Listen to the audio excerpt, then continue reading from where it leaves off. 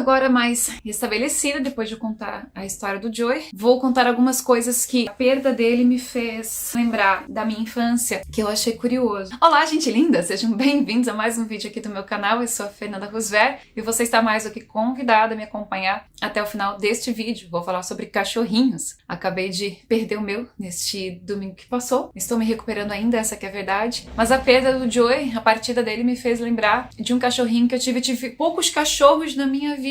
E lembrei de um que eu tive quando eu era criança. E eu gostaria de estar compartilhando essa história com vocês. E outros cachorrinhos que eu tive na minha adolescência. Não eram meus, mas assim, viviam, né, juntos comigo. Como começou essa história de maldades que acabam pegando dos nossos animais. Vamos lá?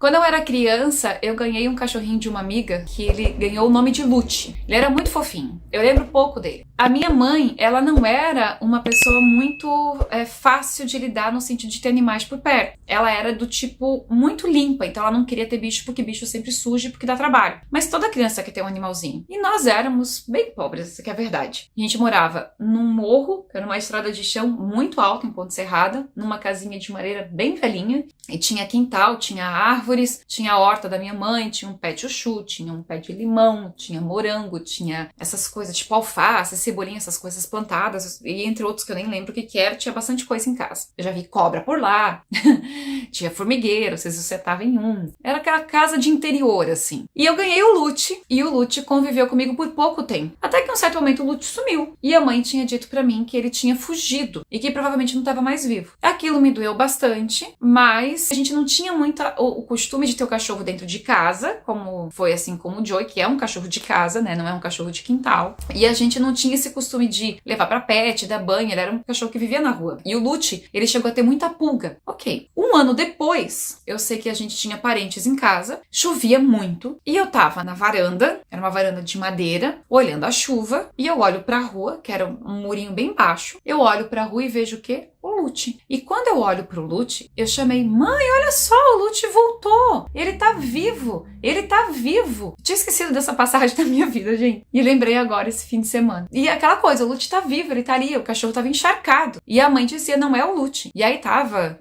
parentes em casa e todo mundo dizia, não é ele, é parecido, mas não é ele, deixa, ele é um cachorro de rua, pode morder, pode ter doença, pode te passar doença. E eu entrei num choro compulsivo e uma raiva que deu dentro de mim, porque eu sabia que era o Lute, eles estavam tentando me enganar. Eu acho que depois desse dia eu nunca mais confiei em ninguém deles, nenhum deles ali, tá? Não confiei, porque eu sabia que era o Lute. Essa que é a verdade. Me fizeram engolir essa história goela abaixo, até que chegou uma hora que eu tive que ceder à pressão que eu estava sentindo. Eu chorei muito, eu sei que eu fui pro quarto da minha mãe, todos vieram atrás de mim tentando me acalmar, que não era o Lute, que não era o Lute, mas eu vi aquele meu cachorrinho ali, que foi abandonado, na verdade, debaixo da água, que não sei o que caminho que ele fez pra chegar até em casa. Ok. Criança, bom, esqueci, passou. Eu sei que deve fazer uns 3 anos que eu lembrei dessa situação e eu fui questionar a mãe. Mãe, aquela vez, não sei o que, não sei o que, não sei o que, era o Lute, não era? Aí ela admitiu que ela pegou ele e ela abandonou ele. Ela levou pro outro lado da cidade. Ela deve ter caminhado horrores, porque não existia carro, nem táxi, nem Uber, nem ônibus. Em Ponte Serrada não tinha nada disso. Ela foi caminhando pro outro lado da cidade e abandonou o cachorro. Eu entendo ela. Hoje eu entendo. Porque assim, tinha muita pulga, ela não dava conta, aí tinha sujeira na casa, aquela coisa toda, e a minha mãe não era uma pessoa muito voltada aos animais. Foi complicado. Aí ela admitiu pra mim. Mas olha só, eu criança sabia, eu reconheci o meu cachorrinho. E eu sofri muito naquela situação, porque eu reconheci ali meu doguinho, né? Passou essa fase. Então essa foi a primeira experiência que eu tive com o cachorro. Não foi uma experiência legal, porque sabe, por que foi abandonar? E a gente não tinha aquela coisa, vamos pegar o cachorro, limpar o cachorro, dar banho no cachorro, escovar o cachorro, colocar um remedinho de pulga, mas não tinha remédio nem pra gente também. Já na minha adolescência, morando com os meus irmãos, nós tivemos um casal de poodles, que era o Sheik e a Princesa, e eles eram...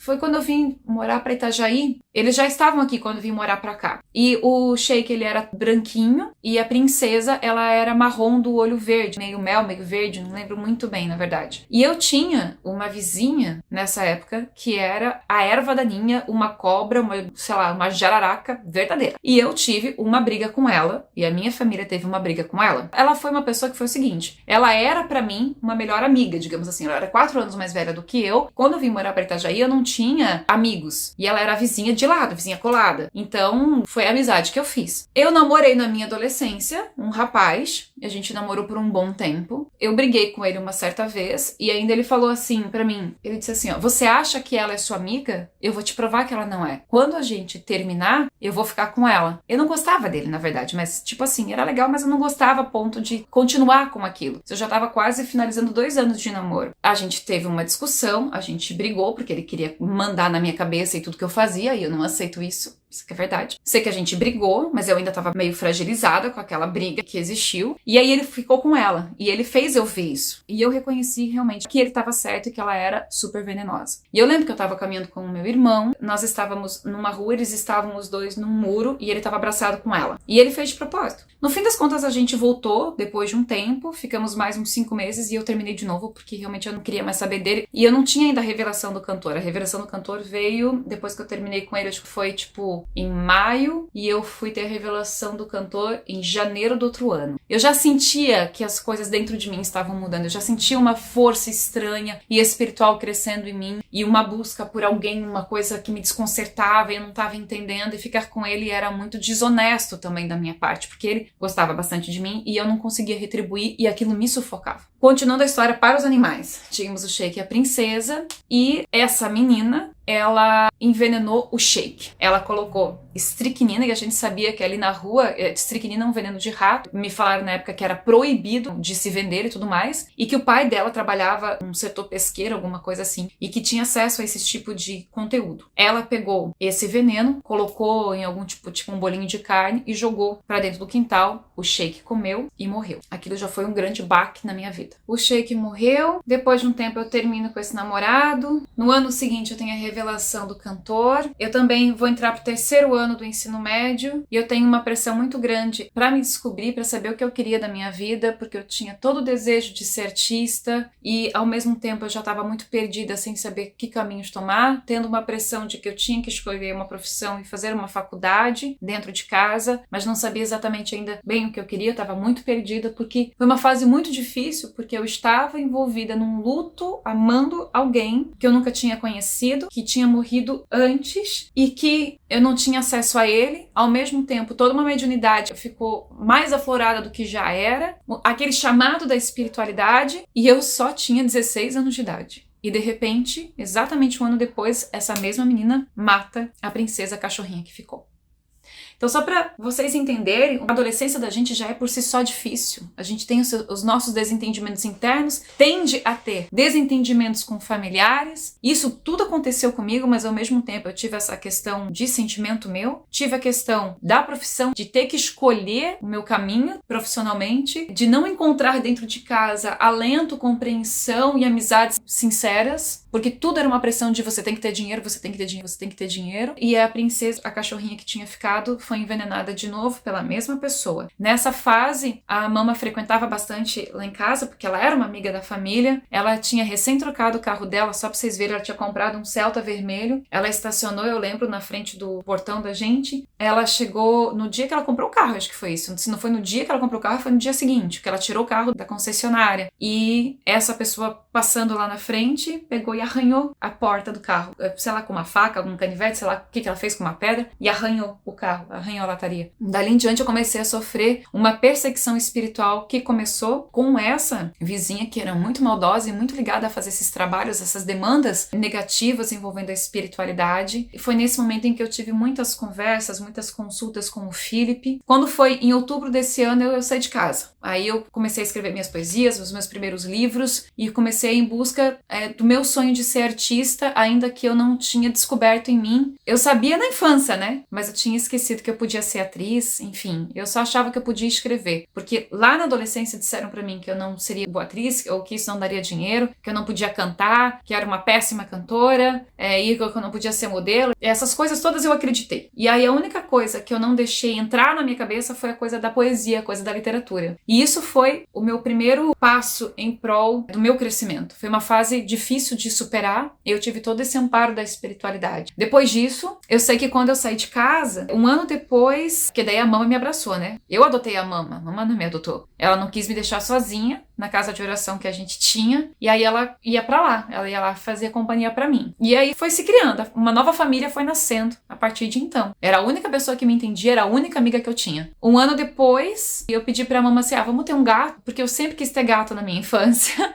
E a minha mãe não deixava ter gato, porque ela dizia que gato era falso, porque gato arranhava, porque gato não sei o que, não sei o que. E aí eu tive meu primeiro gatinho, que foi o Russim. Dei o nome de Russim, e ele era todo branquinho, com pouquinhas manchas assim, tipo begezinhas. E a partir de então, eu passei a ter só gato. Até o momento que o Joey chegou. E o Joey, ele não veio pra mim, ele veio pro Felipe, um amigo dele, que é o melhor amigo dele. Eles têm um casal de bulldog, tinha um casal de bulldog, e eles são contra a venda. Eles só dão os filhotes que vêm. E aí ele deu o cachorrinho pro Felipe, só que o Felipe tinha outro cachorro, que era o Marley, que vocês conhecem já das histórias que a gente passou aqui, que eram Yorkshire. E não dava pra eles ficarem com o Joey. E o Joey veio pra cá. E eu dizia pra mamãe, eu não quero cachorro, a gente vai viajar, o cachorro vai ficar sozinho, que não sei o que, não sei o que. Mas eu já falei que a mãe fica com ele quando a gente viajar pra São Paulo, e ela ajuda. Eu falei, tá. Essa cena foi muito curiosa, porque eu tava aqui em casa, quando a mamãe chegou com ele, bebezinho. O Joey nasceu dia 25 de dezembro de 2016, isso. E aí ela chegou com o Joey aqui, ela tava com ele no colo, ele era pequenininho, assim. Eu sei que eu tava de lado, e a hora que eu me virei, que eu olhei pra ele, eu falei, ai, meu Deus, eu quero!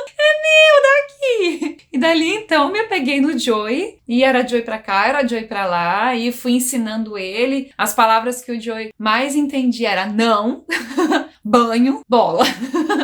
Eu fiz ele entender a palavra não, que não podia fazer xixi dentro de casa, tudo. Eduquei o Joey assim, fiquei de madrugada, eu acordava pra ele não fazer xixi aqui dentro, levava ele na rua, via tudo quanto era matéria que dizia, você não pode bater no cachorro, né, pra ele, quando ele faz xixi fora do local, você tem que fazer ou alguma coisa com barulho, que é ruim pra eles, ou bater com jornal. Então eu usei muito jornal com o Joey. E eu sei que a última vez que ele fez xixi, que eu peguei o jornal, você não pode fazer xixi aqui, e eu só levantei o jornal, ele tava aqui no corredor, ele olhou pra trás e ele só fez assim, a primeira vez que eu vi ele chorar. Eu nunca mais usei o jornal na vida, porque ali eu vi que ele entendeu. Aquilo me partiu o coração naquele momento, sabe? E foram muitas experiências maravilhosas, o Joey trouxe muita alegria, e é curioso porque agora que ele fez a passagem dele, eu lembrei dessas duas situações, porque foi só isso que eu tive de cachorro na vida, que tem gente que tem cachorro sempre, né? Eu tive o Lute, então, na infância, e aí a Princesa e o Shake, que daí não foram, né, cachorros meus exatamente, e que teve esse desfecho trágico. Então todos os cachorros que eu tive tiveram desfechos trágicos, e isso eu acho que deixa a gente muito doída. Eu tenho uma vontade de ter outro cachorro agora, mas que possa ter uma vida feliz, obviamente, e uma partida feliz. Eu quero que morra de velhice, tá? Que morra, assim, no mínimo 10 anos de vida. Antes disso, nenhum bichinho pode morrer. Ó, a Nina. Eu tava tão preocupada quando o Joey chegou se a Nina ia aceitar o Joey, porque a Nina é a matriarca da casa, é a primeira gatinha da querida. E agora ela tá que ela não me solta mais, né? Ela tá sempre comigo. E ela nem deu bola pro Joey. Ela viu o Joey, ela vai bem tranquila.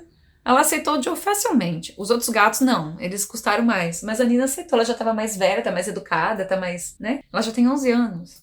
Olha, gente, que delícia, né? E eu já chorei por causa dessa gata. Quantas vezes quando tu fugia? Hein? Conta pra eles que você fugia. A vez que você fugiu. O dia que ela fugiu, que quando eu fui atrás dela, eu achei a Kelly. Aqui na frente de casa. Tu vai derrubar. Tu vai derrubar minha caixa. Ai, ai, ai. Ela fugiu. Foi em dezembro de 2015. Eu lembro tanto disso, quando ela fugiu. E eu fui achar essa gata. Era 2 da manhã, na 7 de setembro, no quintal da amiga, que eu escutei os cachorros latirem muito. Eu falei, é a Nina. Eu não conseguia dormir enquanto essa gata não voltasse pra casa. Mas é isso, gente. Foi uma experiência, troca de figurinhas que eu tô trazendo aqui pra vocês, que curiosamente eu me lembrei agora. Vocês também têm histórias com cachorrinho? Com gatinhos? Conta aqui pra ver. Quero saber de vocês. Deixa aqui nos comentários suas experiências com animais, por favor.